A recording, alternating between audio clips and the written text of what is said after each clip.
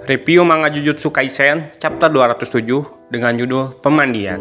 Chapter dibuka dengan Sukuna bertemu dengan Yorozu. Seperti yang diprediksi, pertempuran Sukuna dan Yorozu terjadi di chapter ini.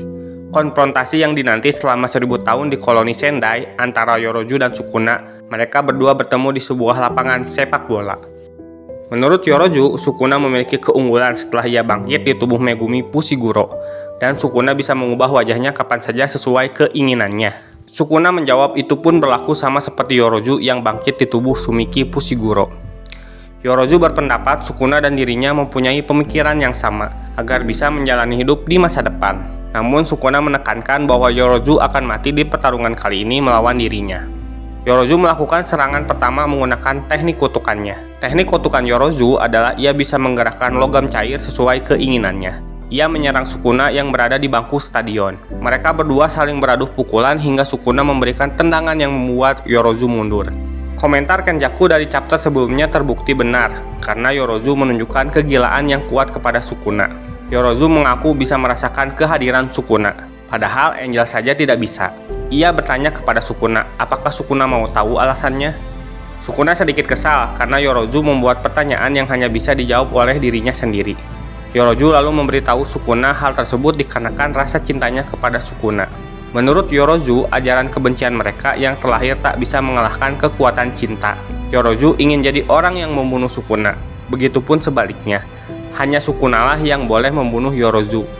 Kemudian Yorozu meminta sebuah permintaan kepada Sukuna.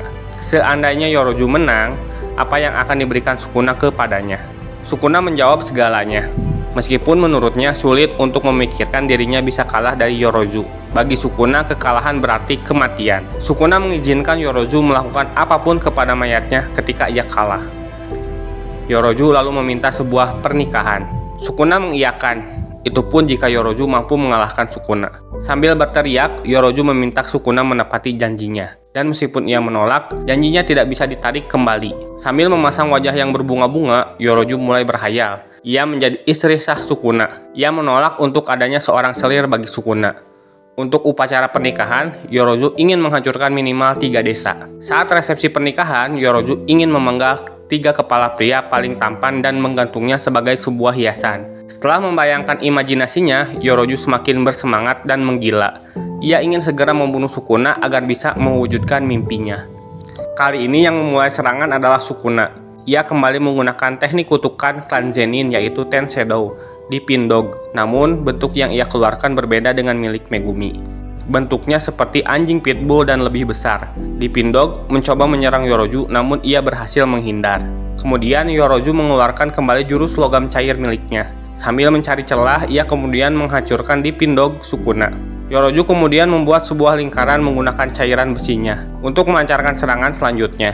Ia menajamkan di ujung cairan logamnya agar serangannya lebih berdampak kepada Sukuna. Saat beberapa senti lagi serangan tersebut akan menyentuh Sukuna, Yorozu membatalkan serangannya dan bertanya, apakah serangan barusan adalah teknik milik wadah Sukuna yang baru? Sukuna menjawab, ia tak memakainya karena untuk menenggelamkan jiwa Megumi, ia ingin membunuh Sumiki Fushiguro dengan teknik Ten Shadow. Hal tersebut akan menyebabkan darah Sumiki akan berlumuran di tangannya akibat jurus Megumi sendiri.